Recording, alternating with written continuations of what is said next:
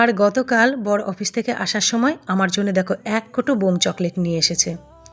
এগুলো জানো তো ও একদমই খায় না, কিন্তু আমি খেতে খুব ভালোবাসি।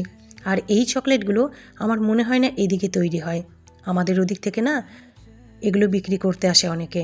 আমাদের ওদিকে এই চকলেটগুলো ভীষণ বিক্রি হয়, আর আমার খেতে খুব ভাল লাগে।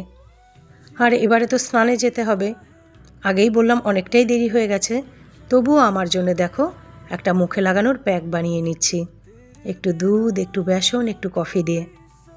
তোমাদেরকে এর আগেও হয়তো অনেকবারই বলেছি, এটাই আমার ফেসিয়াল, এটাই আমার সব কিছু, ঘরোয়া উপাদানে তৈরি। আর কেন বলো তো আজকে দেরি হয়ে গেলেও এটা লাগাচ্ছি? আগামীকাল না আমরা পিকনিকে যাচ্ছি মল্লার থেকে।